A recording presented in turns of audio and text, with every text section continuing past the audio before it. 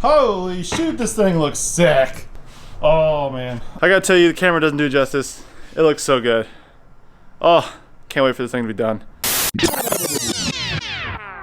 Well, if you follow me on Instagram, you do know that my S14 is officially painted. Let me tell you, this took such a long time to do. Oh my gosh, I'm worn out these past 2 weeks. I've really been just trying to grind, get this thing done, and it is finally done, and I'm ready to show you guys. The shop is a complete mess. Everything is covered in overspray. It is all right. It's mainly just dust. I can wipe it off. I was up late last night. I started at 2 p.m. and it ended at 12. So I was out here for a while getting this thing painted. Let me step into my booth here. Oh, it came out pretty good. There are some things that I'll explain that I wish I could have done different. Well, if you didn't see last video, here is the color I'm painting the car. Now it doesn't show up that well on camera, right about there. That's a good shade. So it is actually a Hyundai Veloster gray. This lighting's terrible because all this is blocking the light. I really like how it's looking. I painted the engine bay, interior, everything the same color. As you can see, the roll cage even. The engine bay, oh, looking amazing. So let me go ahead and tell you kind of the downside of what happened last night when I was painting. I painted this entire car last night. I did my coated base. I realized my paint was not lasting as much as I wanted because there was just so much surface area, like even down in here where the fuel cell sits. Pretty much, long story short, I did one coat of base on pretty much everything except for like the body panels, as far as like the rear, the roof, and then the engine bay, the stuff that actually counts, and a little bit like on the door bars where things get touched. 2 coats of base on that. Everything else got one pretty decent coat, which like this trunk shelf deal is not really going to get messed with too much. I'm actually going to have to cover these holes so you can't really see it. Then once I finished my base, I realized how much clear it probably will need, and I realized I probably don't have that much, and I had 2 choices. I could either go for it or wait for it the next day, and I was tired of waiting. I was grinding it out. We're going to do it. Well, before I show you that example, these body panels in here have 3 coats of clear on them. This hood, the bumper, and the bumper and the fenders. All have 3 coats of clear. The roof has 3 coats of clear. I wanted to match everything. Roof has 3 coats of clear. Quarters have 3 coats. And the engine bay has 3 coats. However, the one downside is when I did all that clear, I didn't have any for the floor. So the floor didn't have clear on it, which some people might argue it doesn't really matter. I really wanted to do 3 coats of clear on everything. I could have waited. I didn't. I guess I could still go back, tape some stuff off, spray the floor if I wanted to. The roll cage has about 1.5 coats, give or take. Everything back here has 1 coat. This back portion here has 2 coats, just because you'll probably be able to see this at some point when the bumper will shoot off, unfortunately. But overall, really pleased. One thing is that whenever you do like a clear coat and you spray like the trunk and then the engine bay and then the hood, then that there'll be a little overspray on like what you didn't paint. So like the roof has a touch of overspray, which I'll probably be able to wet sand down if I really want to, or I might just buff it out. I don't know. The absolute suckiest part about last night was trying to paint this stupid roll cage. If you've never painted a roll cage, it sucks because there's so many different angles you have to get at. From one angle, you think you got everything, like you spray everything you see, you walk around to the other side and like everything's just bare. Like you just missed everything. So frustrating. Good thing is that the glass is actually out of this. That helped a lot. That way I could kind of reach through the back, the window. She's covered. Everything's looking nice. Today we're gonna probably put on some accessories and things, and then we can also get tackling to throwing on some accessories on the motor, get the tent taken down, get it cleaned up, get this thing rolling along nicely.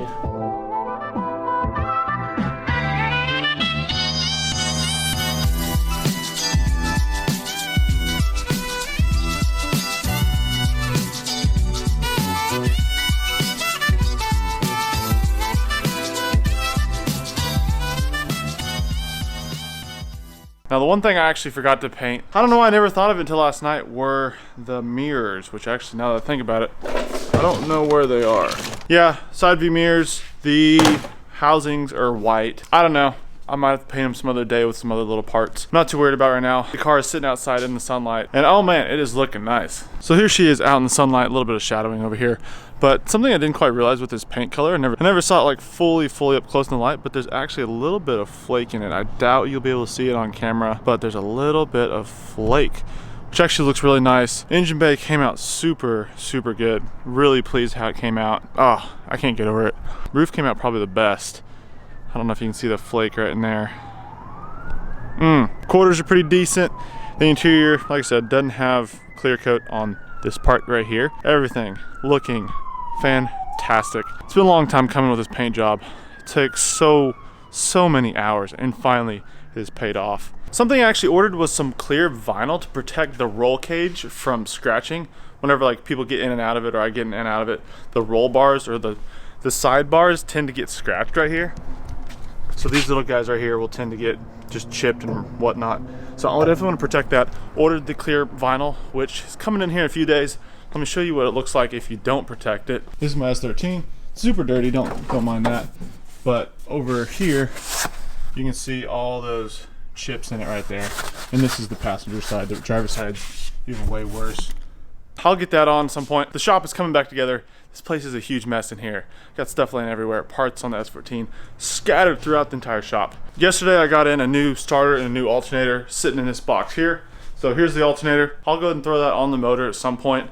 I definitely want to get some fresh accessories on there so I don't run into any issues if I'm traveling at an event.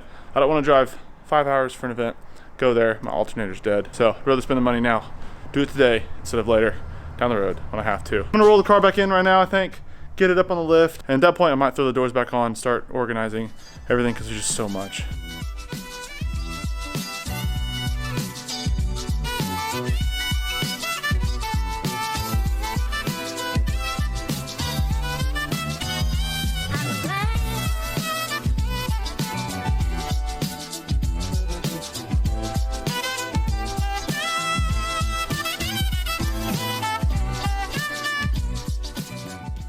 Already been working on the S14 here a little bit. Got the chase bays, brake, booster elimination back on here, along with the slave cylinder.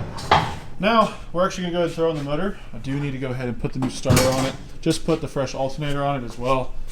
Right down here. Garbage. Got the fresh boy on there.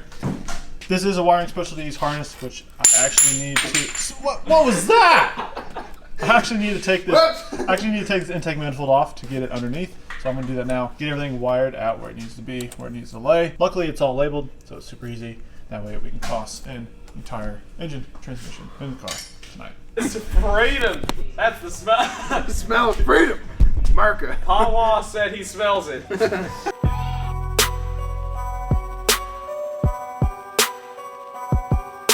Alright guys, about to put the JZ in. We're on the live stream over here. If you haven't checked it out, if you're on the stream, thanks for watching.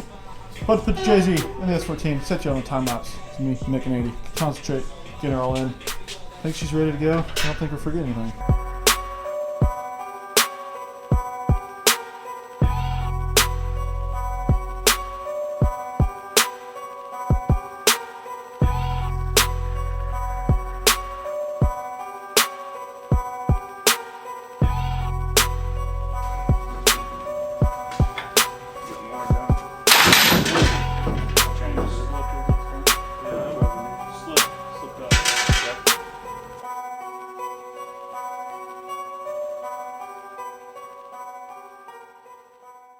Alright, just got the JZ into the engine bay. Didn't take too long. Went in pretty smooth. Now we got to actually go underneath, adjust the transmission mounts. So if you take a look under here, you can see we have 2 bolts on this side and 1 on the other. The whole train is actually shifted a little bit. We left the motor mounts loose. That way we can actually lift it up. Me and Nick can move it around a little bit where we need to. Hopefully release the transmission part of it. We actually banged out the transmission tunnel a little bit because we needed to. However, we couldn't really figure out where we needed to.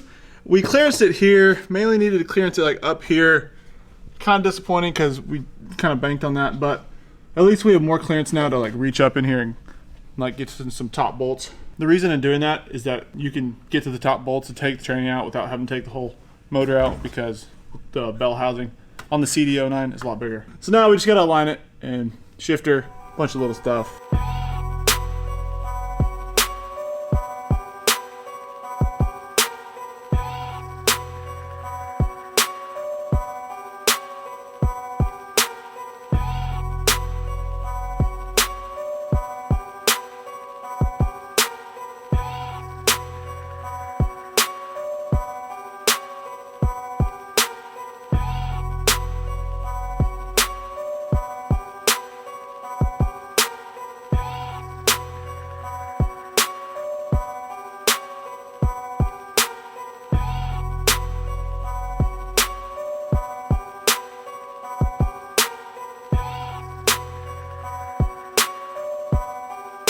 Alrighty guys, the car is painted, 2 JZs back in the car. Big step for us. Can't wait to get this car out on the track one of these days. Still got a lot to do. If you enjoyed the video, make sure to hit the thumbs up and subscribe. Thank you guys so much for watching. Catch you guys in the next one.